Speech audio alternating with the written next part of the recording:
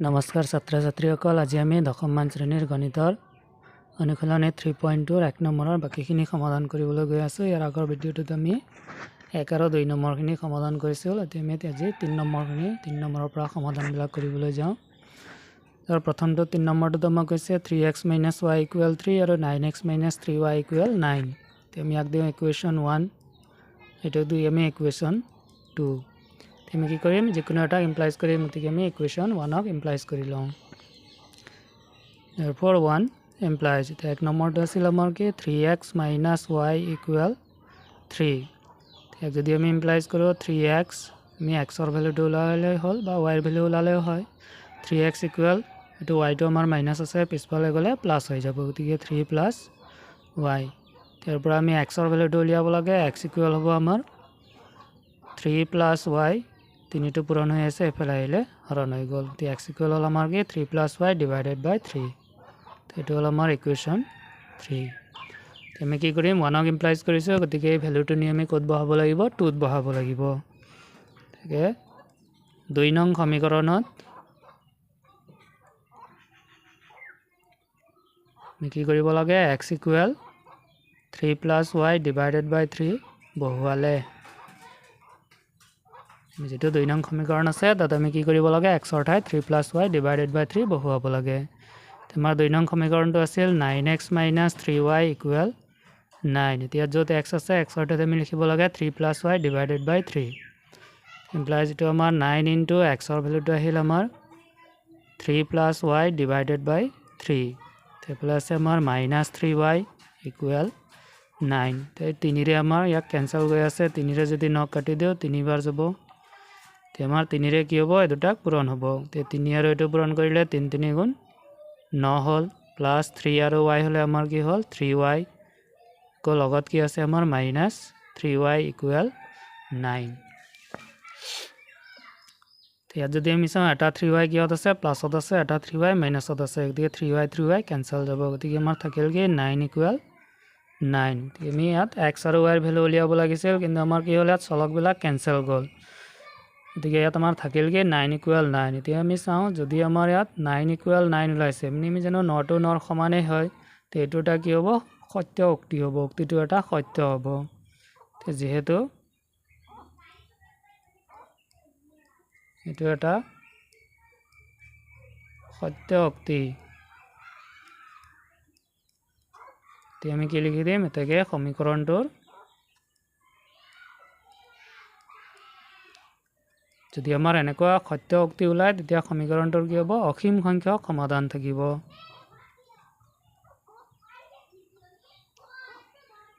সমীকৰণটোৰ অসীম সংখ্যক সমাধান থাকিব। এইখিনি লিখি দিলেই হ'ল। কেতিয়াবা আমাৰ কি হয়, যেনেকৈ 9 = 9 ওলাইছে, কিছুমান ক্ষেত্ৰত আমাৰ কি ওলায়, ধৰি লোৱা 9 = এইফালে কিবা ওলাল 5, আমি জানো 9টো 5ৰ সমান নহয়, গতিকে এইটো আমাৰ কি হ'ব, অসত্য উক্তি হ'ব। যদি আমাৰ সমীকৰণটো এনেকৈ কৰি সমাধান কৰোঁতে এনেকুৱা যদি ওলাই যায়, তেতিয়াহ'লে আমি কি লিখিম, এইটো এটা অসত্য উক্তি বুলি লিখিম। তেতিয়া আমাৰ সমীকৰণটোৰ কোনো সমাধান নাথাকিব।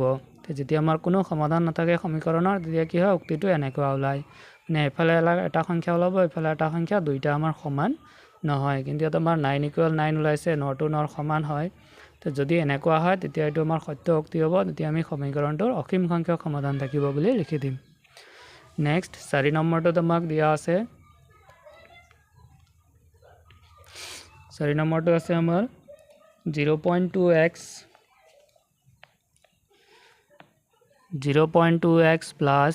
0.3y = 1.3, আৰু আনটো আছে আমাৰ 0.4x +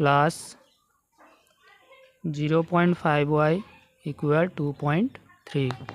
সেইটো আমি কি কৰোঁ, পইণ্ট আছে, পইণ্টবিলাক উঠাই দি কৰিলে আমাৰ সহজ হয়, গতিকে আমি কি কৰোঁ, ইয়াক এমপ্লাইজ কৰি পইণ্টবিলাক উঠাই দিওঁ।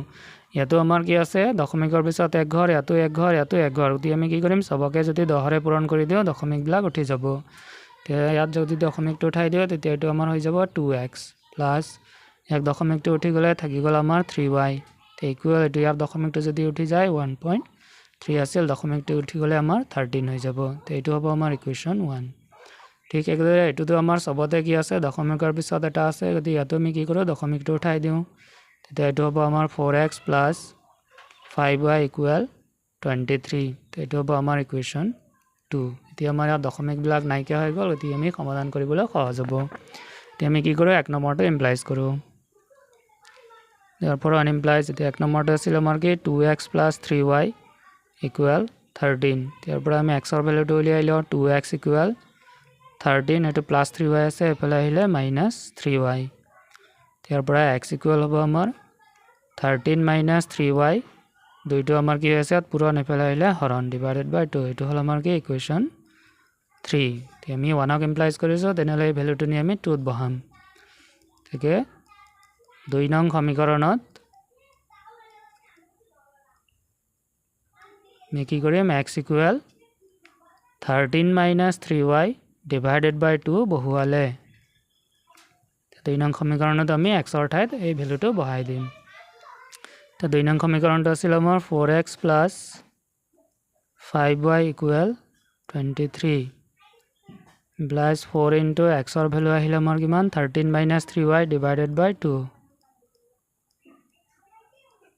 তেলাটো লগত আছে আমাৰ কি প্লাস 5y = 23 তে 2 ৰে আমাৰ 4 কেনসেল গৈ আছে 2 বাৰ তে আমাৰ 2 ৰে কি হ'ব পূৰণ হ'ব পূৰণ কৰি দিও 2 আৰু 13 পূৰণ কৰিলে আমাৰ 26 মাইনাস তো আমাৰ 2 3 গুণ 6 6y তে লগত আছে আমাৰ কি প্লাস 5y = 23 তে আমাৰ 26 - 6y + 5y হলে আমাৰ কি হ'ব -y = আমাৰ হল 23 তে তুমি y ৰ ভ্যালু উলিয়াব লাগে y টো আমাৰ কিহত আছে মাইনাসত গতিকে এটো -y = 23 এটো 26 টো আমাৰ কিহত আছে প্লাসত এফালে গলে কি হ'ব -26 প্লাস এতিয়া আমাৰ -y = 23 - 26 হলে কি হয় -3 তে দুইফালৰ মাইনাস বিলাক কেনসেল যাব এতেকে y = আমাৰ 3 তে এই ভ্যালুটো নি এতিয়া আমি কত বহাব লাগে 3 নম্বৰ সমীকৰণত বহাই দিলে হল therefore 3 implies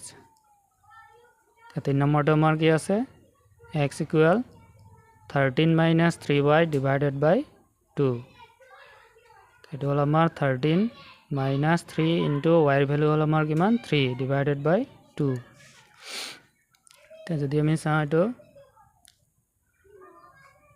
13 মাইনাস এফালে আমাৰ 3 3 গুণ হৈ গল কিমান 9 / 2 তে 13 ৰ পৰা যদি আমি 9 বিয়োগ কৰো থাকিল কিমান 4 / 2 তে 2 ৰে যদি 4 কাটি দিও 2 বাৰ আমাৰ নিৰ্ণয় সমাধানটো হল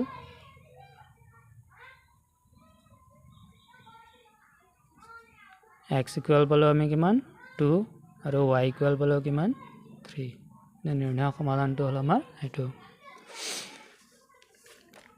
নেক্সট 5 নম্বৰটো তোমাক দিয়া আছে √2x plus √3y = 0 ৰনটো আছে আমাৰ √3x minus √8y = 0 তুমি কি করো প্রথমটো ইকুয়েশন 1 দিও দ্বিতীয়টো আমি ইকুয়েশন 2 দিও আমি 1 ইমপ্লাইজ করো 1 ইমপ্লাইজ যদি করো এক নম্বৰটো আছে আমাৰ কি √2x plus √3y = 0 ইয়াৰ পৰা আমি x ৰ ভ্যালুটো উলিয়াব লাগে √2x = to প্লাস আছে এফালে আহি যাব মাইনাস √3y এফালে যেতে একো নাই ইয়াৰ পৰা আমি x টো উলিয়াম x = হ'ব আমাৰ মাইনাস √3y / √2 টো আহি কি হৈ যাব হৰণ হৈ যাব এটো হল আমাৰ কি ইকুয়েশন 3 আমি কি কৰিম এই ভ্যালুটো নি এতিয়া 2 নম্বৰত বহাই দিম 2 নং সমীকৰণত কি কৰিব লাগে x = -√3y / √2 বহুৱালে তে 2 নম্বৰ সমীকৰণটো আছিল আমাৰ কি √3x - √8y = 0 ইয়াতে আমি x ৰ ঠাইত কি লিখিব লাগে -√3y / √2 এটো আমাৰ √3 টো ইয়াতে থাকিল ইনটু x ৰ ভ্যালুটো হল -√3y / √2 তো আমাৰ লগত কি আছে -√8y = 0 এতিয়া ৰুট অভাৰ 2ৰে কটাকটি নাযায়, গতিকে আমি কি কৰিম, তলৰটো তলৰ সৈতে পূৰণ কৰিম। 1 ইনটু ৰুট অভাৰ 2 হ'লে কি হ'ব, ৰুট অভাৰ 2, এইটো মাইনাছে প্লাছে মাইনাছ হৈ যাব। এতিয়া root over 3 into root over 3 হ'লে আমাৰ কিমান হৈ যায়, 3 হৈ যায়, 3y মাইনাছ এইটো আছে ৰুট অভাৰ 8y ইকুৱেল 0। তো আমাৰ root over 3 into root over 3 হ'লে আমাৰ ৰুট অভাৰ ভিতৰৰ সৈতে পূৰণ হয়, 3 3 গুণ কিমান হৈ যায়, 9 হৈ যায়। তো 9ৰ বৰ্গমূলটো কিমান, 3। এতিয়া আমি কি কৰোঁ, লসাগু লওঁ। এইটোৰ তলত আছে ৰুট অভাৰ 2, ইয়াৰ তলত আছে 1। তো ৰুট অভাৰ 2 আৰু 1ৰ লসাগুটো হ'ল ৰুট অভাৰ 2। তো ৰুট অভাৰ 2ৰে ৰুট অভাৰ 2ক একবাৰ যাব, তো 1 আৰু এইটো ইনটু কৰিলে আমাৰ কি হ'ল, minus root over 3y minus ইয়াৰ তলতে 1 আছে, 1ৰে যদি ৰুট অভাৰ 2 হৰণ কৰোঁ, ৰুট অভাৰ 2 বাৰ, তো ৰুট অভাৰ 2 আৰু ৰুট অভাৰ 8 আমাৰ ইনটু কৰিলে root over 2 into root over 8 হ'লে আমাৰ কি হ'ব, ৰুট অভাৰ 8 দুগুণ 16 হৈ যাব। 16ৰ বৰ্গমূলটো আমি জানো 4, এইটো হৈ যাব আমাৰ 4y ইকুৱেল 0। এইটো আমাৰ মাইনাছ 3y মাইনাছ 4y হ'লে কি হ'ল, minus 7y divided by root over 2 equal 0। যদি আমি বজ্ৰ পূৰণ কৰোঁ, ইয়াৰ তলত 1 আছে, 1 আৰু এইটো হ'লে আমাৰ কি হ'ল, minus 7y plus root over 2 আৰু 0 কৰিলে 0 হৈ যাব। ইয়াৰ পৰা আমি y ইকুৱেল কি লিখিব পাৰোঁ, মাইনাছ 7টো গৈ হৰণ হৈ যাব, মাইনাছ 7ৰে 0 হৰণ কৰিলে আমাৰ 0 হৈ যাব। যিহেতু আমি 0ৰ আগত প্লাছ মাইনাছ নিলিখিব, জিৰ'টো আমাৰ কি হয়, ধনাত্মকো নহয় ঋণাত্মকো নহয়, গতিকে ইয়াৰ আগত আমি মাইনাছ নিলিখিলেও হ'ল। এতিয়া আমি y ইকুৱেল পালোঁ কিমান, 0। এই ভেলুটো নি এতিয়া আমি কি কৰিম, 3 নম্বৰটোত বহাই দিম। ইয়াৰ পৰা আমি কি কৰোঁ, 3 ইমপ্লাইজ। এতিয়া 3 নম্বৰটো কি আছিল, x equal minus root over 3y divided by root over 2 minus root over 3 into yৰ ভেলুটো পালোঁ আমি 0 divided by root over 2 minus root over 3 into 0 হ'লে 0 হৈ যাব, divided by root over 2। Root over 2ৰে 0 হৰণ কৰিলে 0 বাৰ হৈ যায়, তো 0ৰ আগত আমি মাইনাছ নিলিখিলেও হ'ল। গতিকে আমাৰ নিৰ্ণায়ক সমাধানটো হ'ল